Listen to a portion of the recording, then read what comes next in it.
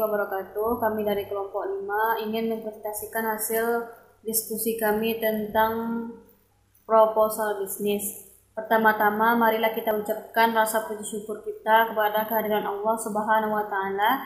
Berkat beliaulah kita dapat menyelesaikan proposal ini. Dan tak lupa juga kita kirimkan selawat kepada Nabi Muhammad SAW. Yang kami hormati Ibu Dr. Anda Rahmiyati MPD PhD selaku dosen pembimbing mata kuliah pengantar kewirausahaan. Dan tak lupa juga kami mengucapkan terima kasih kepada semua rekan-rekan yang telah membantu menyelesaikan proposal ini. Baiklah, untuk mempersingkat waktu, marilah kita mulai presentasi pada hari ini. Judul yang kami angkat yaitu Roti Bakar Penuh Rasa. Kami beranggotakan 4 orang. Yang pertama yaitu Fakir Rahman, yang kedua saya sendiri yaitu Nur Rahmadani, yang ketiga Nur Fadila Muharani MS, yang keempat Vita Nova. Latar belakang usaha kami yaitu masyarakat pada umumnya tidak menghiraukan bahan dan kandungan apa saja yang ada di dalam makanan yang mereka beli. Biasanya masyarakat membeli makanan yang mengutamakan rasanya yang enak tapi murah. Dua hal itulah yang biasanya menjadi pertimbangan mereka untuk membeli makanan. Pada zaman sekarang, masyarakat sangat berhati-hati dalam membeli makanan di luar. Karena banyak sekali makanan yang dijual oleh penjual yang tidak bertanggung jawab. Alasannya untuk menekan biaya produksi sehingga menggunakan bahan-bahan yang berbahaya jika dikonsumsi oleh manusia. Kita akan membangun sebuah usaha roti bakar, dikarenakan rasanya yang gurih, enak, serta roti bakar ini nantinya akan memberikan beberapa rasa sehingga para pembeli tidak merasa bosan dengan rasa yang biasa. Visi misi usaha roti bakar. Visi, menjadikan sebuah usaha roti bakar yang memiliki kualitas terbaik dan memiliki banyak cabang di seluruh daerah Indonesia. Misi, yang pertama, memberikan layanan dan produk terbaik. Yang kedua, terus menambah lowongan pekerjaan. Yang ketiga, memberikan keterampilan dalam berwirausaha. Tujuan usaha, yang pertama, mendapatkan keuntungan. Yang kedua, menambah wawasan dan pengalaman dalam dunia kewirausahaan. Yang ketiga, menambah lowongan pekerjaan. Yang keempat, memupuk rasa percaya diri dan semangat dalam berwirausaha di kalangan masyarakat. Analisis SWOT. Yang pertama, kekuatan atau strength. Roti bakar dibuat dengan bahan yang berkualitas dan memiliki beragam rasa. Yang kedua, kelemahan atau weakness. Bahan baku yang digunakan memiliki harga yang tidak stabil. Yang ketiga, peluang atau opportunity. Pasar yang sangat luas dapat mencangkup dari berbagai kalangan mulai dari muda sampai tua. Yang keempat, ancaman atau threat. Banyaknya usaha sejenis yang menawarkan pelayanan yang lebih baik. Adanya inovasi-inovasi baru yang bisa menarik konsumen ke tempat roti bakar lain. Bermunculannya makanan-makanan yang unik yang bisa mengalihkan pelanggan. Selanjutnya yaitu strategi perusahaan. Yang pertama, marketing mix 4P mencakup 4 bagian yakni produk, price atau harga, place atau tempat, dan promotion atau promosi. Yang kedua, dari mulut ke mulut. Yang ketiga, menggunakan sosial media. Yang keempat, pengembangan produk. Yang kelima, memberikan beberapa potongan harga di hari-hari tertentu untuk menarik minat masyarakat terhadap roti bakar yang kami jual. Deskripsi usaha. Bidang usaha, kuliner makanan, jenis usaha roti bakar. Kegunaan, keunggulan, keunikan, dan inovasi produk. Roti bakar ini dapat digunakan sebagai cemilan pengganjal perut dan sebuah cemilan yang praktis dimakan di mana saja dengan keunikan yang dimilikinya, yakni berbagai macam rasa yang ada pada roti bakar tersebut, serta inovasi sebuah cemilan yang cocok menemani di kala hujan dengan sebuah kopi hangat dan teh. Lokasi usaha. Outlet roti bakar penuh rasa terdapat di lokasi yang sangat strategis yang tentunya dapat dijangkau oleh para konsumen. Waktu. Usaha roti bakar dibuka di hari Senin sampai Sabtu, dimulai jam 3 sore sampai jam 8 malam waktu Indonesia Barat. Dampak usaha terhadap lingkungan. Penggunaan plastik sebagai pembungkus roti bakar menyebabkan meningkatnya penumpukan sampah plastik di lingkungan. Resiko bisnis dan pengelolaannya. Yang pertama, persaingannya yang cukup ketat. Yang kedua, bahan baku tidak tahan lama. Rencana pemasaran. Target konsumen. Sasaran atau target pembeli kita yaitu dari semua kalangan masyarakat. Dikarenakan harga dari roti bakar kami terjangkau dan tidak menguras uang terlalu dalam. Harga yang kami tawarkan berkisaran 12.000 sampai 20.000. Wilayah pemasaran. Tempat usaha yang kami tempati berada di tempat-tempat yang strategis seperti di pinggir jalan utama. Situasi persaingan. Adanya persaingan ini kita dituntut untuk terus berpikir kreatif supaya usaha yang dijalankan terus berjalan sesuai dengan keinginan. Kita juga harus bersaing secara sehat dan tidak boleh saling menjatuhkan. Jumlah dan harga produk. Seperti yang terlihat di layar, kami menawarkan roti bakar dengan berbagai variasi rasa dan tentunya dengan harga yang bervariasi, dimulai dari harga 12.000 sampai harga 20.000. Selanjutnya, rencana produksi. Bahan baku yang diperkiraan digunakan yakni roti, selai nanas, selai stroberi, keju, selai blueberry, selai kacang, selai serikaya, coklat, susu, dan margarin. Alat atau teknologi yang digunakan yakni gerobak, tabung gas 3 kilo dan kompor gas, besi pemanggang roti, alat potong dan alat bakar, wadah, tempat sampah, lap, kabel, saklar, lampu, dan yang terakhir sebagai tambahan, banner. Masuk ke proses produksi. Yang langkah pertama yakni mengoleskan margarin pada permukaan roti yang diperkirakan satu porsi terdiri dari 2 iris roti tawar. Yang kedua, gunakan tambahan olesan seperti selai nanas, selai stroberi, selai kacang, selai blueberry, selai serikaya, coklat, dan keju sesuai permintaan pembeli. Kemudian siram dengan susu kental manis. Yang ketiga, bakar roti hingga kecoklatan. Dan yang keempat, agar tidak gosong, kedua sisi roti harus dibolak-balik dan jika sudah tampak kecoklatan, angkat. Kemudian hidangkan atau bungkus. Untuk kapasitas produksi yang kami sediakan adalah sesuai permintaan pembeli. Kami menyediakan 50 bungkus dalam sehari. Selanjutnya, rencana manajemen. Bentuk usaha kuliner. Untuk struktur organisasi dan personilnya, nama usaha Roti Bakar Penuh Rasa, jenis usaha kuliner, beralamat di Jalan Solok Raya Solok, dan pemilik Fahri Rahman, Nur Ahmadani, Nur Fadila Maharani MS, dan Vita Nova. Untuk tim pengelola, serta jumlah tenaga kerja, untuk tim produksi sendiri yakni Nur Fadila Maharani MS dengan Nur Ahmadani. Untuk tim keuangan ada Fahri Rahman, dan tim pemasaran Vita Nova dan 2 orang lainnya. Masuk ke kebutuhan investasi dan modal kerja. Mendapat pinjaman bank atau investor sebesar 5 juta rupiah dan modal sendiri sebesar 5 juta rupiah. Untuk bahan baku produksi, yang pertama gerobak berjumlah 1 buah dengan harga 3.200.000. Kedua, kompor gas berjumlah 1 buah dengan harga 250.000. Yang ketiga, tabung gas 3 kilo berjumlah 1 dengan harga 170.000. Keempat, besi pemanggang roti sejumlah 1 buah dengan harga 300.000. Yang kelima, alat bakar berjumlah 2 buah dengan harga 50.000.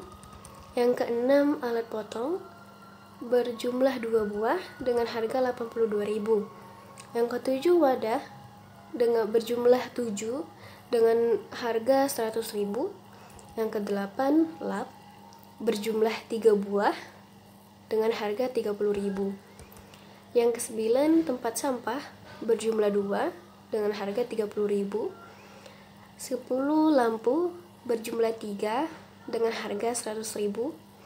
Yang ke-11, kabel dengan jumlah 1 buah dengan harga 50.000. Yang ke-12, saklar berjumlah 1 dengan harga 40.000. Yang ke-13, banner berjumlah 1 buah dengan harga 100.000. Yang ke-14, roti dengan jumlah 50 bungkus dengan harga 150.000. Yang ke-15, selai nanas berjumlah 1 kilo dengan harga 12.000. Ke-16, keju berjumlah 1 kotak dengan harga 18.000. Yang ke-17, selai stroberi berjumlah 1 kilo dengan harga 12.000. Yang ke-18, selai blueberry berjumlah 1 kilo dengan harga 20.000. 19, selai kacang dengan jumlah 1 kilo dengan harga 16.000. Ke-20, coklat dengan jumlah 1 bungkus dengan harga 20.000. Yang ke-21, selai srikaya berjumlah 1 kilo dengan harga 16.000. Yang ke-22, margarin atau butter berjumlah 1 kaleng seharga 9.000. Yang ke-23, susu dengan jumlah 3 kaleng dengan harga 15.000. Jadi total untuk bahan baku produksi yakni sekitar 5.600.000. Masuk ke biaya operasional per bulan. Untuk gaji karyawan sebesar Rp600.000. Biaya transport sebesar Rp200.000. Sewa tempat sebesar Rp200.000. Dan bahan-bahan sebesar 3 juta rupiah. Jadi total biaya operasional sebesar 4 juta rupiah dengan laba bersih atau laba per bulan yaitu 1.600.000. Prediksi arus kas, laporan arus kas yakni untuk tahun pertama, tahun kedua, dan tahun ketiga. Kategori penerimaan tidak tahun pertama, tahun kedua, tahun ketiga tidak ada. Untuk kategori pinjaman, untuk tahun pertama mendapatkan 5 juta rupiah, untuk tahun kedua dan tahun ketiga tidak ada. Untuk penghasilan, untuk tahun pertama 62.100.000, untuk tahun kedua 68.100.000, dan untuk tahun ketiga 74.100.000. Untuk total pendapatan untuk tahun pertama 67.100.000, dan untuk tahun kedua 68.100.000, dan tahun ketiga 74.100.000. Untuk pengeluaran di tahun pertama, tahun kedua, dan tahun ketiga tidak ada. Untuk beli peralatan, untuk tahun pertama 5 juta rupiah, untuk tahun kedua 1.500.000 rupiah, 1.500.000 rupiah, untuk tahun ketiga 1 juta rupiah, dan untuk gaji karyawan untuk tahun pertama 7.200.000, dan tahun kedua 7.800.000, dan tahun ketiga 8.400.000. Untuk biaya transport untuk tahun pertama 2.400.000,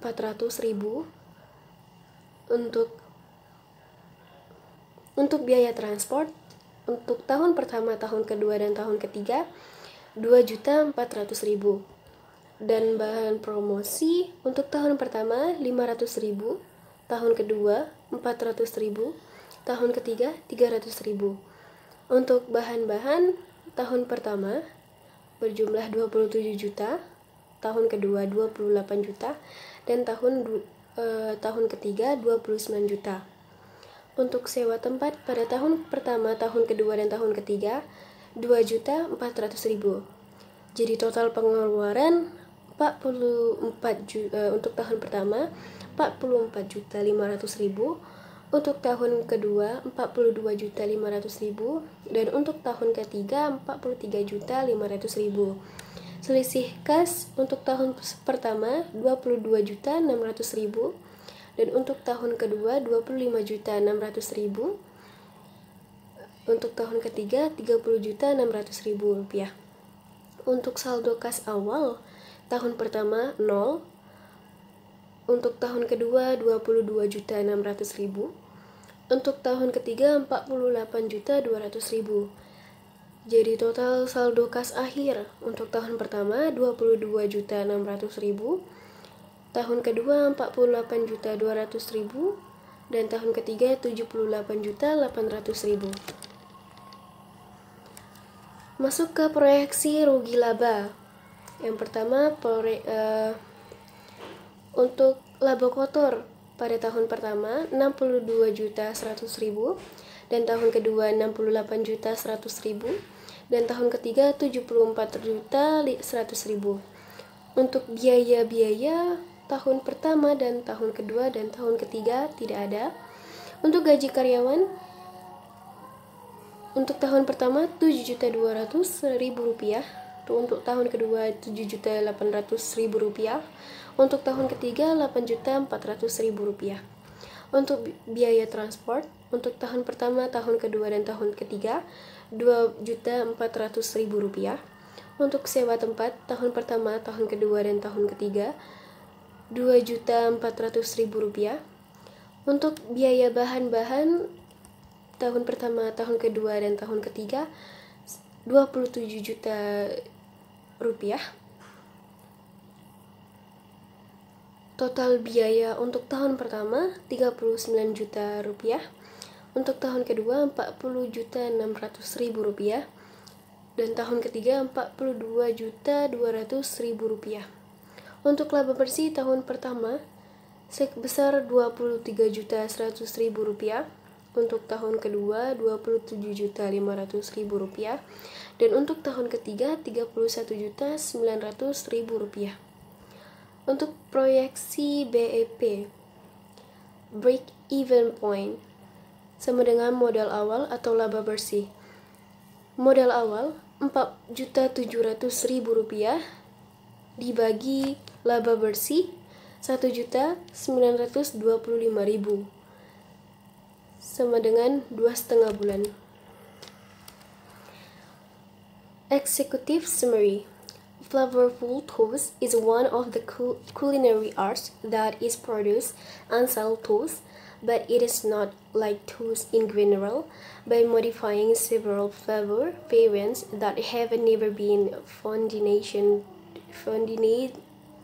toast, this toast is different and unique, with a more diverse flavor variant than normal toast. This business is a homemade business that is promoted through several social medias like Facebook, Twitter, Instagram, and each other. This toast is simple toast that can be consumed in the morning or evening. It is more delicious when eating toast accompanied by a glass of black coffee or tea, especially if the weather is rainy. Eating toast is perfect to warm the body and fill the stomach. Sekian presentasi yang dapat kita sampaikan. Lebih dan kurang saya mohon maaf. Wabillahi taufiq wa hidayah. Wassalamualaikum warahmatullahi wabarakatuh.